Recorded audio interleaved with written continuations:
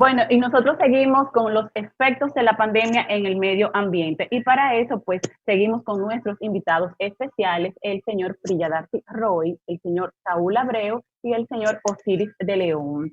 Señor Roy, ahora sí podemos proseguir, pues, con la intervención que tenía anteriormente. Bueno, yo mencionaba de una extinción masiva que ocurrió hace 250 millones de años y esa extinción está relacionada con uno de los eventos de calentamiento y acidificación del océano, ¿no? Y también mencionaba que en pasado varias culturas o civilizaciones se tenían que abandonar sus ciudades y migrar debido a sequía.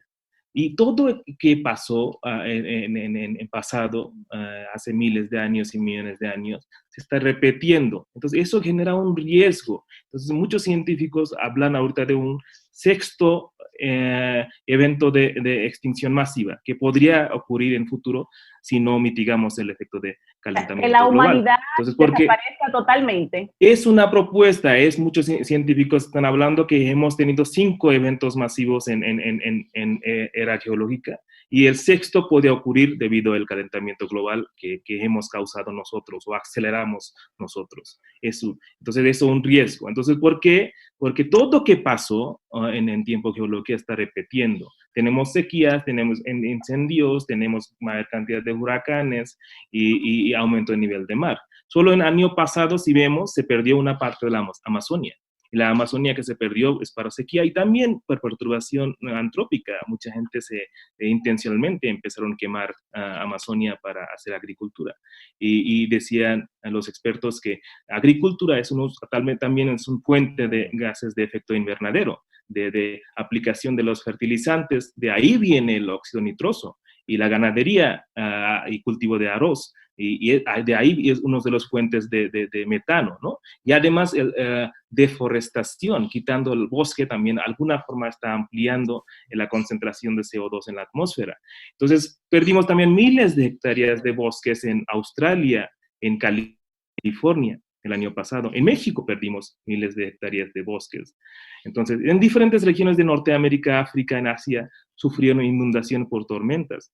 Y ustedes también tormentas tropicales, debido al océano que es muy caliente. De hecho, hay un concepto quería explicar acá y que mencionó Osiris en su cosa, que hay más y más número de huracanes tocando tierra en las islas de Caribe, porque el océano es muy caliente, el Atlántico, desde costa con México hacia África, una franja de ese parte de Atlántico tiene una temperatura mayor a 28.5 grados. Eso como que se forma como una alberca, dentro del océano Atlántico, una alberca de mayor temperatura.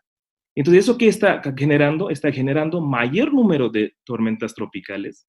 Y esas tormentas tropicales ya no están formando cerca a la costa de México o entre México y Mar Caribe, bueno, islas de Caribe. Se están formando lejos hacia costa con África. Y cada vez son más intensos, de categoría 4 y 5. Y su trayectoria ahorita así es que está yendo sobre islas de Caribe hacia Estados Unidos. De hecho, ustedes están teniendo en mayor frecuencia los huracanes y por supuesto con una velocidad más de 200 kilómetros por hora, con destrucción, inundación. Y México, la parte oriente de México, ya no ha tenido huracanes en últimos años. Entonces, y una de las fuentes de agua potable es la lluvia que trae huracán. Entonces, una gran parte de México, especialmente en la parte oriente de México, costa con Golfo de México, está sufriendo de sequía. No hay agricultura. Y eso está generando migración de la gente. Entonces, y hablaron de la Patricia. Patricia trajo humedad, no, o sea, de parte occidente de México. Y esta parte de México sí está recibiendo mucha lluvia. De hecho, Patricia, ese impacto vimos hasta Texas. La lluvia llegó hasta Texas y causó inundación. Entonces, todo eso que está ocurriendo tenemos que tomar en medida. Entonces, otra cosa que está pasando, por ejemplo, ecosistemas se está destruyendo. Le voy a dar un ejemplo de grande y espectacular, es la Gran Barrera de Coral frente a Australia. Es un ecosistema muy larga, más o menos 2.300 kilómetros largos. Es un ecosistema único y donde hay corales y se puede ver desde satélites tan largo. Y ese ecosistema actualmente está en peligro de extinción. Está sufriendo blanqueamiento porque el océano es cálido y el agua del océano es ácido. Y de ahí viene varias otras cosas. Las islas del Caribe el año pasado, o recientemente, ustedes pueden hacer la lista muy larga, Dorian, María, Irma, Matthew, ustedes conocieron efectos de esos huracanes allá, en Puerto Rico, en Bahamas, y posiblemente no van a tener el efecto de aumento de nivel de mar, pero los huracanes ahí están. Huracanes van a afectar la economía. Y acumulación de sargazo. Algas. En todas las playas de Mar Caribe, acumulación de sargazo es otro efecto de calentamiento global o perturbación antrópica, y eso yo diría, porque el mar está muy caliente y el océano está muy contaminado, entonces hay nutrientes disponibles y temperatura está alta, entonces el alga se está reproduciendo en grandes cantidades y está acumulando en las playas de Caribe, en México también, y eso que está haciendo que todo eso está afectando la calidad de vida y la economía. Una parte de la economía de esos países es turismo. Y sí, todas las playas sí están sucias y eso afecta la economía, afectando el turismo. De hecho, hicimos un estudio recientemente tomando muestras de los sargazos ahí en costa de Quintana Roo, ahí en México, y encontramos elementos tóxicos y hasta arsénico, un contenido que es muy tóxico. Y entonces esos sargazos a veces se ocupaban para ganadería, para darle como alimento. No podemos dar como comida a esos sargazos a los animales cuando tienen esos elementos tóxicos. Una gran parte de esos sargazos se ocupaban en las minas abandonadas, se lo llevaban y lo ocupaban para tirar ese sargazo, pero si tiene elementos tóxicos, la exhibición de esos metales tóxicos puede ir a nuestros acuíferos y contaminarían el fuente de agua. Y de hecho, IPCC dio su pronóstico de aumento de nivel de mar porque las capas de hielo están derritiendo, pero los recientes estudios dicen que no, vamos a todavía tener una mayor cantidad de aumento de nivel de mar, posiblemente más de 1 metro, y eso afectaría a varios otros países, por ejemplo Bangladesh, o otros países y partes de China e India van a estar inundados. Entonces, aumento de nivel de mar, no solamente físicamente está aumentando el nivel de mar, y qué está pasando es que agua salina va a entrar a los acuíferos costeros, entonces no podemos ocupar esa agua como simplemente agua potable, ya tenemos que aplicar otros procesos para desalinizar. Y ese agua de mar afectaría el campo de agricultura, salinizando la tierra, ya no podemos cultivar, entonces la producción agrícola va a bajar y mucha gente tiene que emigrar por el aumento de nivel de mar, ¿no? Entonces hay muchísimas de esos tipos de problemas y por eso, aunque sí, estamos viendo que con el simple de un golpe hicimos varias medidas, trajimos y obligamos a la gente y vemos que sí vemos una forma de mejoramiento del medio ambiente, pero yo también discutí que yo estoy viendo otra forma, partes negativas de todo eso que está ocurriendo en COVID-19, pero todo eso podremos hacer paulatinamente, teniendo un mejor plan, tiene un plan que se duraría una década, y tenemos que involucrar diferentes gobiernos, ¿no? A gente común, entonces, y partes, los políticos y los científicos, entonces, y educando a las gentes. Muchas veces, si podemos simplificar los conceptos, mucha gente no cree en cambio climático porque tiene otra idea, porque nadie le ha explicado qué es calentamiento global, ¿no? Entonces, tenemos que, a cada quien que haga su parte. Entonces, podemos generar una mejor sociedad. No tenemos que mejor medio ambiente, no solamente para nosotros, para nuestros hijos, nuestros nietos, para las futuras generaciones, y dejar un medio ambiente mucho más de mejor condiciones para que ellos puedan tener la mejor calidad de vida. Pero esto será muy a largo plazo. Tenemos que planear qué hacemos en corto plazo, qué hacemos en mediano plazo, qué hacemos en largo plazo. En corto plazo tenemos que buscar medidas para reducir la emisión de gases de efecto invernadero, como depender más en energía limpia y menos con la energía que se basa en carbono, ¿no? Y en largo plazo tenemos que hacer varios otros cambios. Por ejemplo, nosotros como raza humana tenemos que ser una sociedad menor consumista. Somos muy materialistas actualmente. Tenemos que cambiar, tenemos que traer cambios pequeños a nuestro estilo de vida cotidiana. Gobierno tiene que trabajar su propia forma, científicos tienen que trabajar su propia forma, pero nosotros, cada quien, también tenemos una tarea. Y eso tenemos que hacer.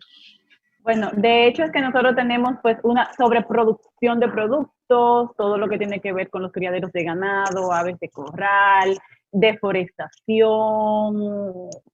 Bueno, la verdad es que si no trabajamos después de esto, pues yo creo que va a ser todo muy a largo plazo. Yo creo que ni mis tataranietos van a poder disfrutar de un ambiente limpio. Señor Osiris, ¿cómo nosotros, como país en vías de desarrollo, podemos medir nuestra huella de carbono para reducir los gases de efecto invernadero? Señor Osiris, ¿me escucha? Sí, te escucho, Inés. Mira, nuestra huella de carbono es importante porque nosotros, como hemos ido caminando hacia el desarrollo, hemos incrementado nuestra producción de energía eléctrica, hemos incrementado nuestro sistema de transporte, hemos multiplicado nuestra industria. Los grandes responsables de las emisiones de carbono son el sector transporte, el sector eléctrico y el sector industrial. Esos tres sectores agrupan el 80% del volumen total de gases derivados del carbono, monóxido de carbono, pero mayormente dióxido de carbono, que van a nuestra atmósfera.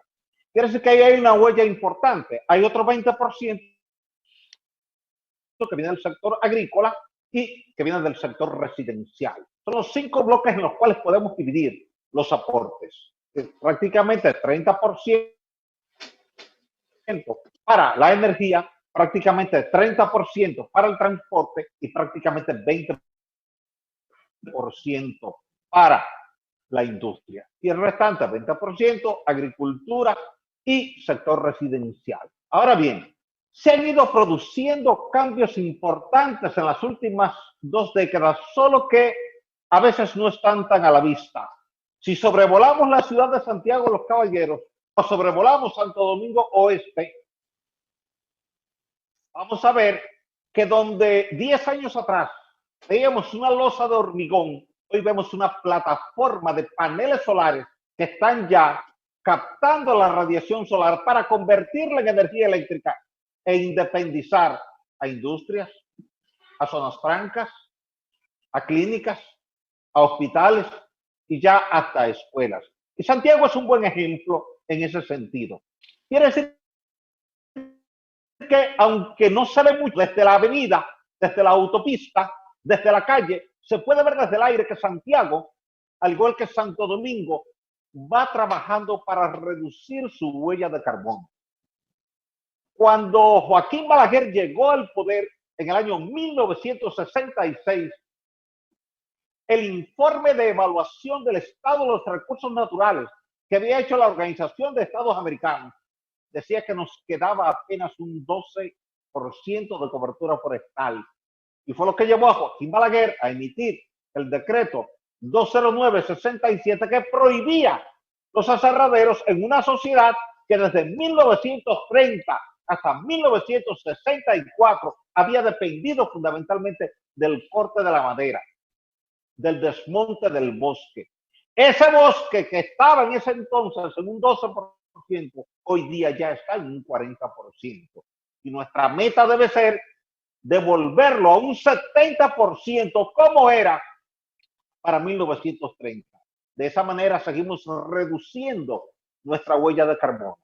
Pero hay desafíos a nivel industrial. Heredamos un modelo industrial de nuestros abuelos que no ha avanzado en la transformación tan rápido como quisiéramos, pero que va avanzando. Pero como las sociedades se van adaptando a los cambios, sobre todo los cambios tecnológicos y de paso los cambios ambientales, y lo podemos ver con la tecnología de la comunicación, que hoy día todo el mundo anda con un teléfono celular porque se adaptó rápidamente a ese cambio, pero 20 años atrás no había esa facilidad, porque no había la disponibilidad. En la medida en que las tecnologías de captura y almacenamiento de carbono estén disponibles para la industria eléctrica, para la industria cementera, y en la medida en que todos los autos estén provistos de catalizadores, nosotros estaremos reduciendo drásticamente nuestras emisiones de carbono. En la medida en que el precio del gas natural siga bajando y pueda competir de manera ventajosa con los derivados del petróleo y con el carbón mineral, en esa medida estaremos reduciendo significativamente. Cada vez que nosotros consumimos 100 kilovatios hora de energía y esa energía ha sido producida con combustibles fósiles, estamos aportando 65 kilogramos de dióxido de carbono. Eso es parte de nuestra huella de carbono. Pero si comenzamos a producir energía eléctrica con gas natural, con hidroeléctricas, con paneles solares y con parques eólicos, entonces estamos reduciendo nuestras emisiones y consecuentemente nuestra huella. Al mismo tiempo, nosotros podemos ver que los mercados internacionales tienen fluctuaciones que muchas veces son convenientes para el medio ambiente. Cuando el gas natural estaba a 5 y a 6 dólares el millón de BTU, casi nadie optaba por instalar una planta de producción de energía eléctrica en base a gas natural. Hoy día el millón de BTU en gas natural te cuesta $1.70 y el mismo millón de BTU con carbón mineral te cuesta $1.40. Quiere decir que están compitiendo. Mientras el carbón se mantuvo estable, el gas ha venido bajando y eso es conveniente para reducir nuestra huella de carbono. Y los gobiernos, al igual que el sector productor, toman en cuenta esa variable. Los vehículos hoy día están inclinándose hacia la línea eléctrica y en algunos casos hacia la línea del hidrógeno. Eso quiere decir que en menos de una década, los autos que se muevan con derivados del petróleo serán los mínimos en las carreteras y la gran mayoría estará trabajando con energía eléctrica, porque uno de los desafíos tecnológicos del día de hoy es lograr desarrollar acumuladores de energía, sobre todo combinando el litio con otros componentes, para que usted pueda tener más autonomía en el acumulador de su vehículo eléctrico y usted pueda recorrer 1.500, 2.000 kilómetros con una sola carga, y ya eso va a obligar a que parte importante del sector transporte dependa de autos eléctricos, y eso estaría reduciendo nuestra huella de carbono. En la medida en que al empresario se le dé un incentivo por reforestación y que los gobiernos le reconozcan su inversión en reforestación más un 20%, en esa medida los empresarios se irán al campo con su personal a reforestar. Cada vez que un empresario invierta 10 millones de dólares en reforestación, el Estado le reconocería en impuestos 12 millones de dólares. Quiere decir que hay un 20% de incentivo para motivar a que el empresario y el personal que trabaja con ese empresario se motive a reforestar.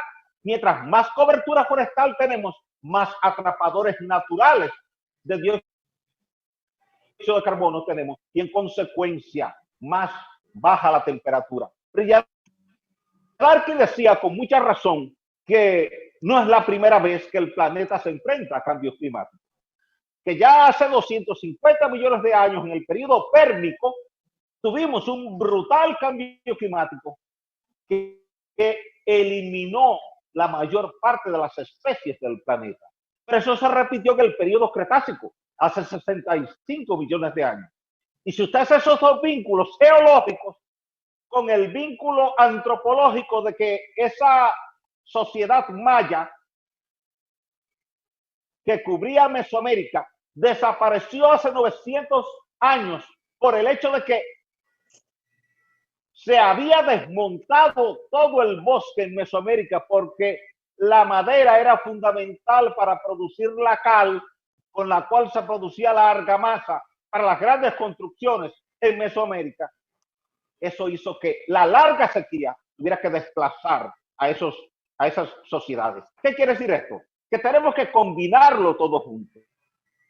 La sociedad de hoy, con su experiencia de hoy, porque después del COVID-19 ya el mundo jamás será igual. Ahora todos hemos aprendido, primero, que sí se puede hacer una pausa, sea obligatoria o sea espontánea, pero que esa pausa nos reduce 5 componentes básicos en nuestro aire: monóxido de carbono, dióxido de carbono, dióxido de azufre, óxido nitroso y particulado fino, PM2.5 y PM10. En la medida en que logremos hacer eso, y ha sido visible desde el satélite Copérnico, lo hemos visto como en Beijing se ha reducido un 25% de las emisiones de CO2 en el periodo en que tuvimos el mayor impacto del COVID, pero lo hemos tenido en las principales ciudades de España, donde la cantidad de dióxido de nitrógeno se ha reducido entre un 40 y un 60%, pero lo estamos teniendo en Latinoamérica. Cuando chequeamos los datos en Bogotá y en Lima, se ha reducido entre un 60 y un 70% la emisión de dióxido de nitrógeno. Y eso se sigue extendiendo en Quito, en Guayaquil, en Buenos Aires, en Santiago y hasta aquí en el Caribe, en Kingston, según las mediciones que se han hecho durante el mes de marzo en 11 ciudades de Latinoamérica. Quiere decir que nosotros en el Caribe, como territorio insular, al igual que otros territorios insulares, más Centroamérica, más una parte importante de Norteamérica, más la porción sur, todo lo que es Suramérica, estamos entendiendo todos de que es necesario una interacción amigable entre el desarrollo y el medio ambiente. Y que eso es lo único que puede permitir la sostenibilidad de la sociedad, porque de lo contrario no habrá nada en la sociedad. Quiere decir que lo que Silvio planteó ahorita, de paralizar cada cierto tiempo por 40 días, si él lo hubiese planteado 2 meses atrás, hubiese sido ácidamente criticado por el empresariado. Pero ya hoy día el empresariado es capaz de pensarlo, porque ha visto las imágenes de satélite de que sí se puede. Se ha visto por primera vez, bueno, y Priyadarki, que es de México, lo sabe, es difícil usted ver el cielo y las estrellas de Ciudad de México por el smog. Sin embargo, en la medida en que se reduce, usted puede verlo. Lima tenía años que no podía ver las estrellas y ahora se ha visto. Pero lo mismo está ocurriendo en Bogotá. Quiere decir que la experiencia que hemos vivido con el COVID-19, si bien es cierto que ha sido negativa en términos de salud, negativa en términos de la economía, negativa en términos de la producción, ha sido positiva porque el hecho de estar enclaustrados en cuarentena en nuestros hogares, con nuestros autos guardados en nuestras marquesinas, le ha dado un respiro al aire en términos de monóxido de carbono, dióxido de azufre, óxido nitroso y particulado fino.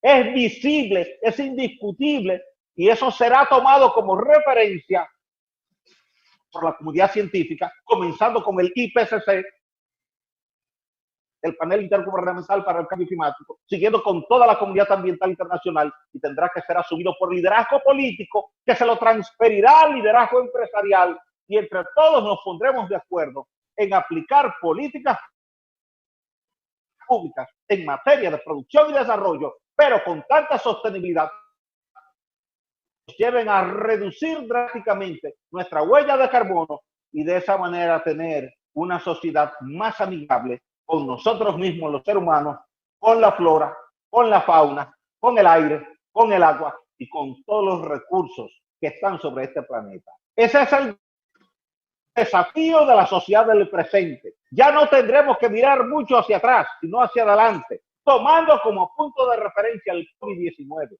Si el agua está limpia en los canales de Venecia, si está limpia en el río Sama, Si el aire está limpio en las ciudades latinoamericanas, europeas y asiáticas, evidentemente que algo cambió. Y si ese cambio se produjo y está medido con números, porque se ha medido desde el satélite, cuántas partes por millón teníamos, en algunos casos 5, 4.5, 4.2, y en 2 semanas bajamos a 1.5, 1.6, 1.7. Entonces no hay que discutir mucho sobre las bondades de parar nuestro esquema productivo, nuestro sector transporte, nuestro sector eléctrico cada cierto tiempo para darle un respiro a la sociedad y que esa huella de carbono que hemos construido entre todos se pueda minimizar y que nuestros hijos y nuestros nietos puedan transitar con un aire puro, con un agua pura y sobre todo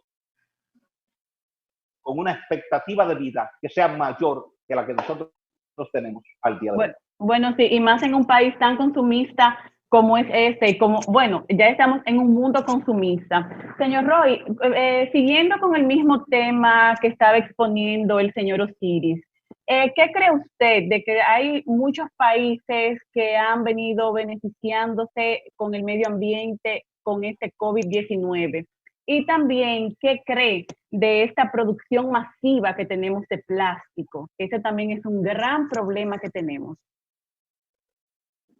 De hecho, sí, varios países ya prohibieron el uso de el plástico de uso solo, ¿no? Los plásticos que ocupaban una única vez ya está prohibido en varias ciudades grandes. En Ciudad de México desde este año ya no estamos ocupando el plástico de uso solo, único uso. Entonces, sí, asimismo en varias ciudades, Nueva York implementó y varias ciudades grandes están implementando medidas para reducción de contaminación por plástico, porque unos de los, no solamente vemos físicamente acumulación de esos plásticos en 5 diferentes lugares en los océanos, por ejemplo, hablaba del la acumulación de plástico en Océano Pacífico es una acumulación más grande de los 5 acumulaciones que tenemos y su tamaño es 3 veces de estado de Texas, perdón, 2 veces de estado de Texas y 3 veces como país como de Francia. Y ahí está flotando ese plástico, ¿no? Plástico no se degrada rápidamente, se queda ahí en ambiente. En Atlántico tiene otro 2 acumulación de plástico, asimismo tenemos en Océano Índico. Entonces, de alguna forma tenemos que reducir el consumo de plástico y tenemos que mejorar la eficiencia de reciclación. No estamos reciclando bien. Entonces, tal vez estamos reciclando una porcentaje muy bajo. Tal vez menos de 10% estamos reciclando y 90% está terminando estamos tirando y a través de los ríos. Todo eso plástico está acumulando en océanos. Entonces tenemos que mejorar esa condición porque hemos hecho trabajos en diferentes partes del mundo donde estamos encontrando microplástico, presencia de microplástico en fuente de agua, en suministro de agua que nos llega a tomar, hasta en el agua que sacamos de los pozos hay microplástico. Todavía no hay un estudio que demuestre que ese microplástico afectaría a nuestra salud, porque todavía nos falta estudiar, pero estamos viendo que sí hay presencia de microplástico en agua que estamos consumiendo, ¿no? Agua que estamos sacando de los acuíferos. Y otra parte, tenemos no solamente carencia de agua, también tenemos contaminación de agua. Estuve hablando hace un tiempo de agricultura, es el principal fuente de óxido nitroso al ambiente, pero no solo eso, la fertilizante que estamos ocupando también está contaminando los acuíferos.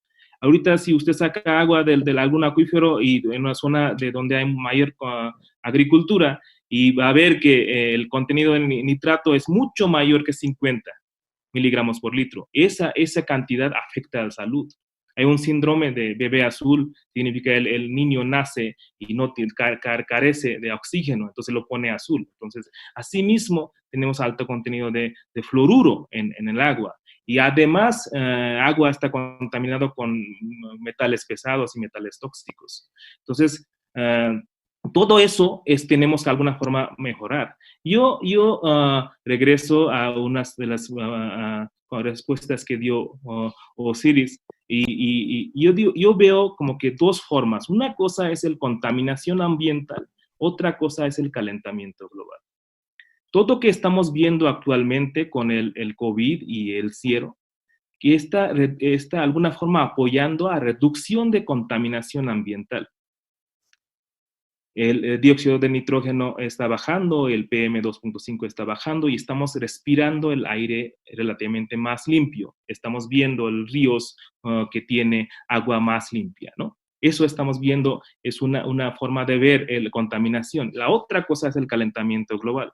Calentamiento global también es debido a contaminación, pero óxido nitroso y PM2.5 no están causando calentamiento global. Están causando son gases de efecto invernadero. Y gases de efecto invernadero tienen un tiempo de residencia mucho más largo en la atmósfera. Por eso yo mencionaba cuando estuve explicando que aunque cerremos todas las industrias y llevemos el mundo a una recesión completamente y paremos todo y quedemos encerrados en la casa, no saquemos nuestros vehículos y apaguemos nuestras luces y cerremos nuestras industrias y todo eso hacemos, todo lo que hemos emitido, eso quedaría permanente en la atmósfera. Por ejemplo, el CO2 puede estar hasta 200 años. Todo que CO2 que hemos emitido no es tan fácilmente limpiarlo. Quedaría en 200 años. Entonces, el más rápido que podemos limpiar en una década es metano.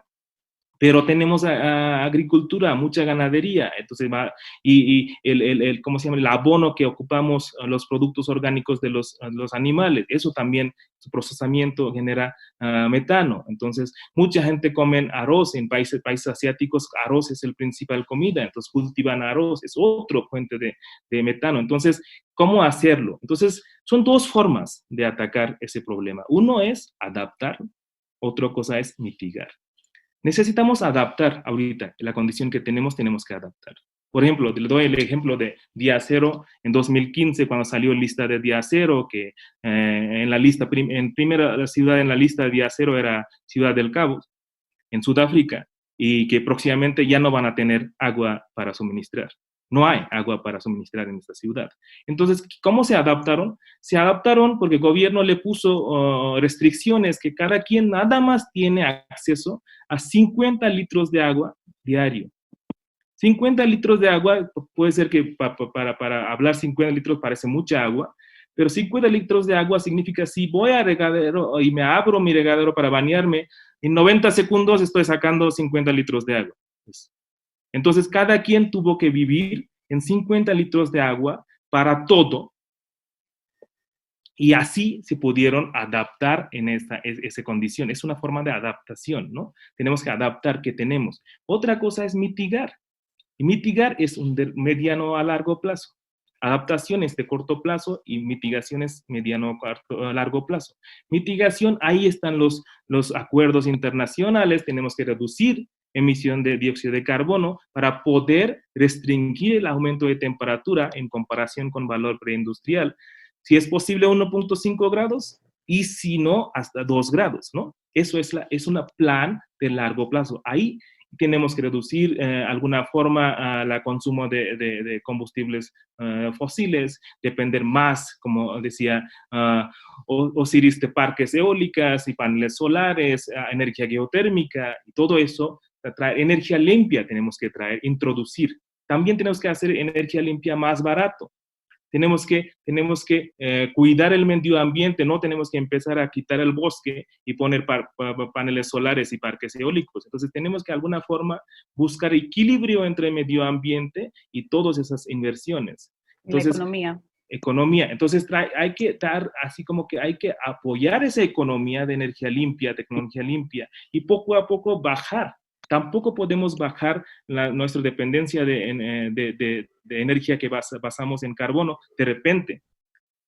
¿Qué pasó ahorita? Ya no estamos consumiendo, el valor del crudo bajó y eso trae una recesión económica. Varias personas que dependen de esa industria están perdiendo trabajo. Entonces, pero nos enseñó cosas que podemos lograr. Como decía, que yo estoy viendo al menos 3, 4, 5 cosas muy positivas, que tenemos que dejar las diferencias, tenemos que implementar un plan global y tenemos que sacrificar un poco nuestro crecimiento económico para dejar un medio ambiente mucho más limpio y en corto plazo, bajando la contaminación, en mediano y largo plazo, mitigando el efecto de cambio climático para las generaciones futuras. Bueno, hemos hablado de qué deben de hacer la sociedad, qué debe de hacer el Estado para adaptarnos, para mitigar, para ver qué podemos hacer con el medio ambiente. Nosotros también como seres humanos, yo entiendo y quiero tocarlo brevemente, y es que somos un mundo consumista, como decía anteriormente, donde queremos bajar el consumo de combustible, pero cada familia tiene 1 y 2 vehículos por integrante, donde debemos ahorrar el agua, debemos aprender, como usted bien decía, con esos 50 con los litros de agua, pero cuando vamos al baño dejamos la llave abierta. Debemos de tener energía renovable, debemos tener menos consumo de la luz, pero cuando entro a la casa, entro a una habitación, pues dejo la luz encendida todo el día. O sea, debemos también nosotros como seres humanos concientizarnos sobre todo de qué podemos nosotros hacer y aportar a la sociedad para tener un mejor medio ambiente y ver de qué forma pues el calentamiento global se puede minimizar, visto que esto que está pasando con el COVID es cortísimo, en muy corto tiempo lo que ha hecho para ayudar al medio ambiente. Ingeniero Peguero, usted como conocedor de lo que tiene que ver con el tema ambiental, ¿tiene algo que decirnos, algo que aportar a nuestra conversación, alguna pregunta que hacerle a alguno de los exponentes? Sí, mira, resulta bastante interesante los expuestos por ambos expertos y lo que Raúl, también nuestros amigos panelistas. Pero en la República Dominicana nosotros tenemos que organizar un poco más y comenzar a penalizar, es decir, o grabar, pero que esos gravámenes vayan al real y efectivamente a cumplir una misión. La Corazán cumple a través del ingeniero Durán, que ojalá se haga el sordo, pero es un hombre que aporta siempre y apuesta a la sociedad y al futuro. Yo soy el representante de pago por servicios ambientales. Nosotros tenemos una clasificación de las cuencas. Tenemos la cuenca, tenemos con las pendientes, cuencas que están en la cuenca Yaque del Norte tiene trabajándose en agricultura con pendientes que exceden los 30, 35 grados, los 45 grados, y eso es dañino en la producción de la agricultura. Debemos evolucionar, si vamos a seguir trabajando la ganadería, a una ganadería estabulada, que sea menor, para que el pasto no sea tanto, porque todo terreno en pasto es terreno deforestado, prácticamente el suelo desnudo.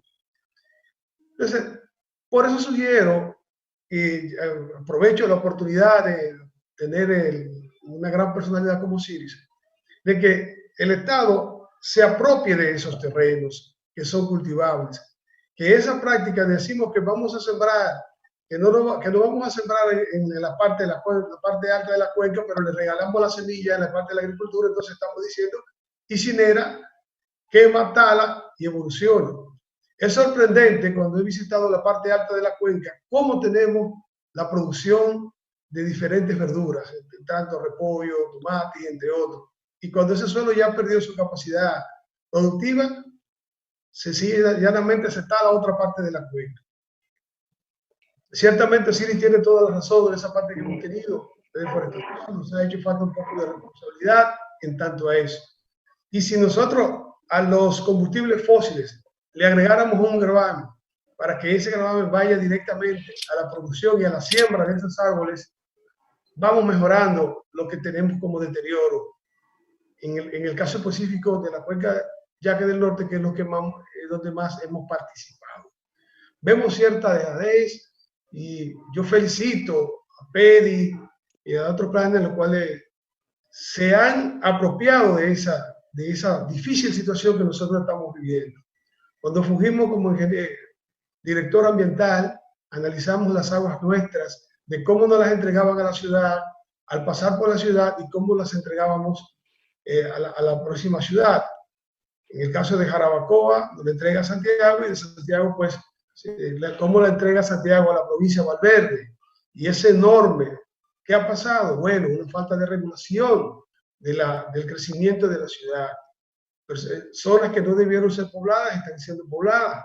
Cuando tenemos una crisis de agua, como se especifica, la crisis de agua tiene dobles aristas. Es un asunto un poco peligroso de analizar, porque cuando tú tienes una ciudad que toma el agua en la cordillera septentrional, en la cordillera central, y la lleva a la cordillera septentrional, no solamente se produce la crisis y la falta de agua porque no la tenemos, sino porque tenemos que conducirla, tenemos que tratar de conducirla con bombeo, en grandes inversiones que no se hicieron en el momento preciso y que hoy se están haciendo por buena diligencia, y quiera sea o no, tenemos que dar las gracias al presidente Danilo Medina y la buena gestión del ingeniero Durán, pues han hecho y han reconocido eso para ir trabajando esto. Pero sí, en realidad, necesitamos hacer un plan, reforzar eso, hacerlo a través de normativas, porque la sociedad nuestra ha aprendido, como dice Juan Luis Guerra en una de sus expresiones, viene encomendado con un garrote en la frente. Nadie quiere hacer esto por un asunto de voluntad. Cuando me monto en mi bicicleta, que salgo y pedaleo, que camino para ver, pasar por las callejuelas, las orillas, las cañadas que están siendo usufructuadas, que hacen las casitas, que vierten el asunto, que vierten sus desechos. La gente me dice, no, pero que son pobres. Y yo, sí, real y efectivamente, son pobres, pero también hay otros espacios que se pueden ocupar. Los cuerpos de agua tienen que ser preservados, no deben de ser contaminados, porque lo que tú lanzas aguas arriba, aguas abajo, pasa por la casa de una persona que tú le estás contaminando con las heces fecales, con las orinas y entre otros. Entonces, todo esto es un conjunto que debemos nosotros unificar y crear esa conciencia, tanto en el empresariado, tanto en lo político, como entre otros, para mejorar esa situación que hoy adolece el mundo y todas las ciudades de América Latina, que han ido evolucionando de la misma forma. Ese es un muy buen tema, cómo podemos llevar agua limpia pues a los ríos. Nosotros tenemos ya que ir cerrando el programa y quisiera ya terminar con el señor Saúl preguntándole. Quiero preguntarle también algo a Saúl Abreu y también felicitarlo en algo. Pues entonces, hágale la pregunta, ingeniero, yo le haré la mía y él brevemente me la puede contestar las dos, por favor. En primer lugar, yo quiero felicitar a la Asociación para el Desarrollo de Santiago, que ha tenido una visión de mejorar el medio ambiente, creando hasta una dependencia de ello, del pago por servicios ambientales y el fondo del agua. Nosotros, como empresa de agua que manejamos aquí en Santiago, tenemos 130,000 usuarios y hemos aprobado en el Consejo de Directores que cada usuario dé $1 para la mejora de la calidad del agua de Río Yeltes del Norte. Pero también hay que tomar en cuenta, Pedro, sobre el tema del agua, es que entre más la contaminamos, más será el costo de potabilización del agua, más consumo de químicos, porque si el agua fuera semicristalina, por lo menos, cuando lleguen a las plantas de tratamiento, los químicos se reducieran.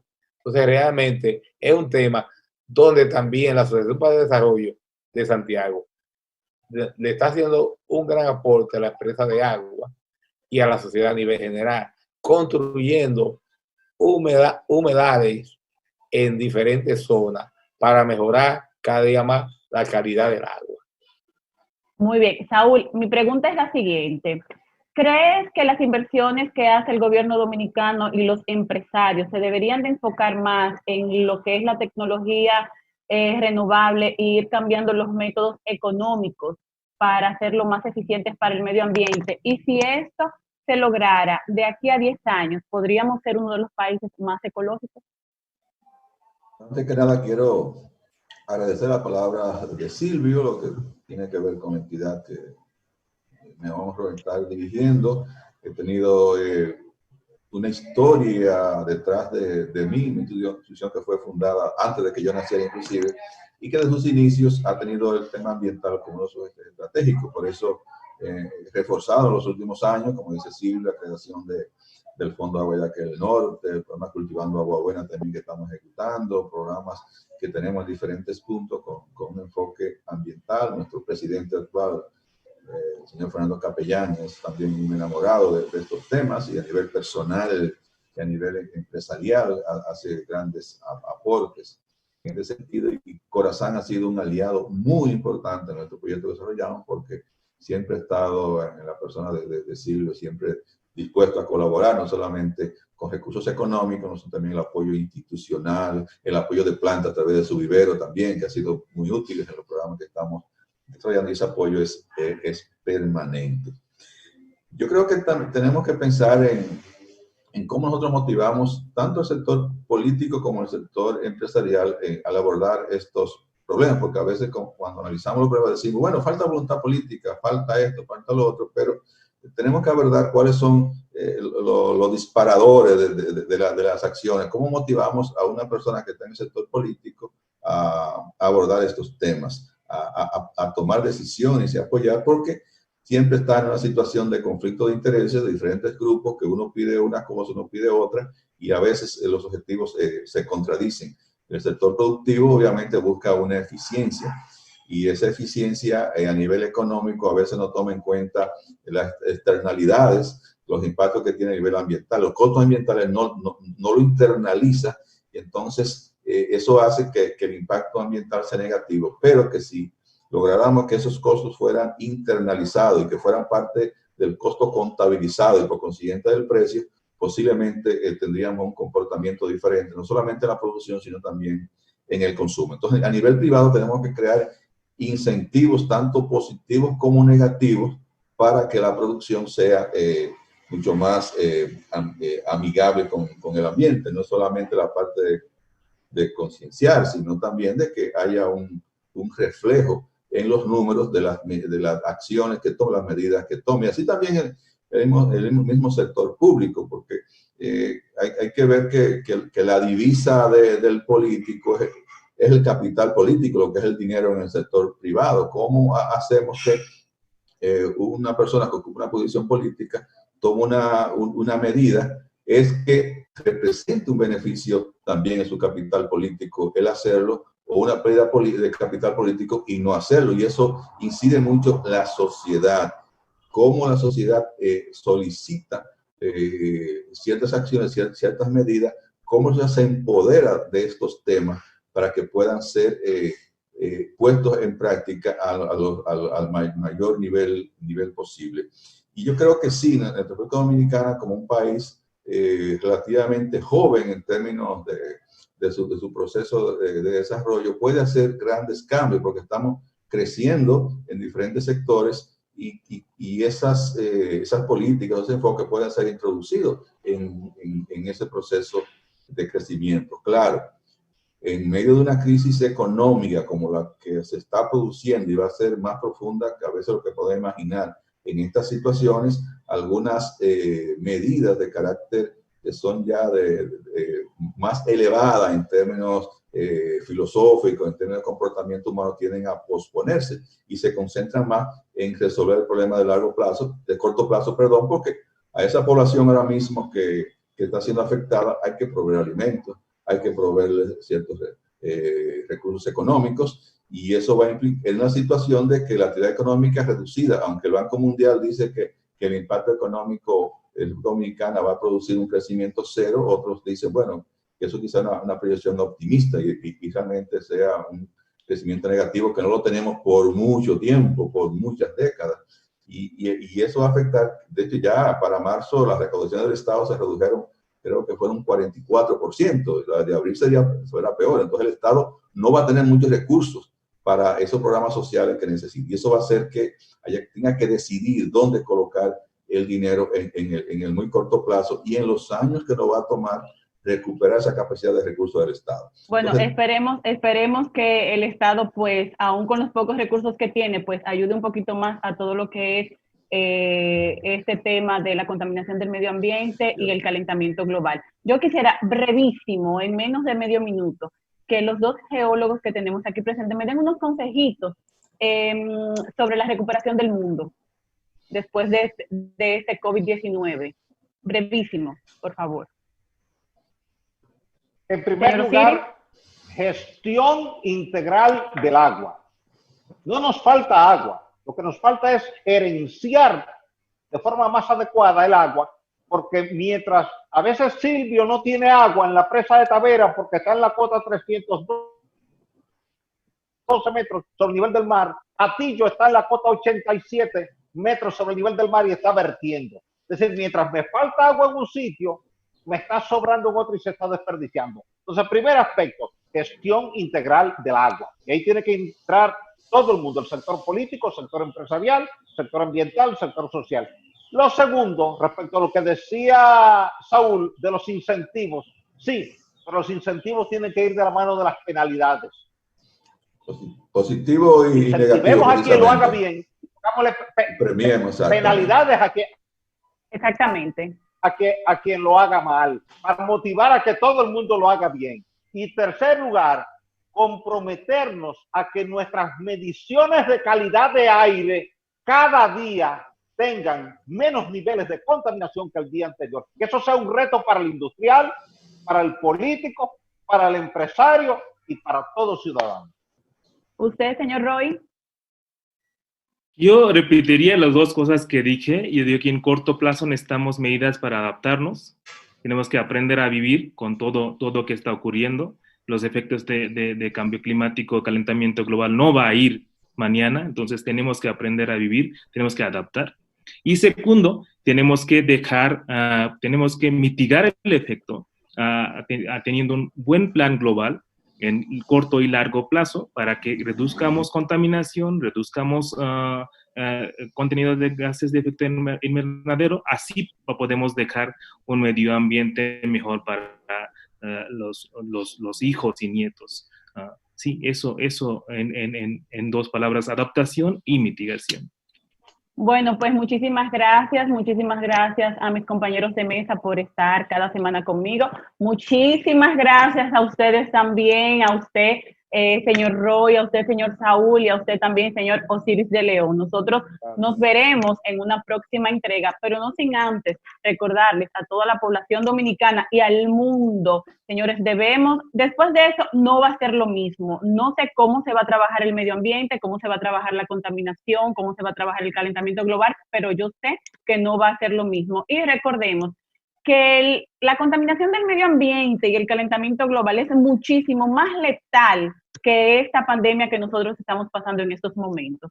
Por eso debemos de concientizarnos, las empresas, todos los sectores económicos también, pero también nosotros como seres humanos, concientizarnos de, como decía el señor Osiris, racionalizar el agua, ver cómo podemos llevar agua limpia, ver cómo podemos dejar de consumir algunas cosas pues que contaminan nuestro medio ambiente. Muchísimas gracias. Nosotros nos veremos en otra próxima entrega. Espero al señor Priyadarsi Roy tenerlo en un futuro cercano por nuestro país y así, bueno, pues nos conoceremos ya personalmente. Muchísimas gracias también a ustedes televidentes porque cada semana están ahí puntualmente. Nosotros nos vemos la próxima semana, así que hasta la próxima. Nos vemos.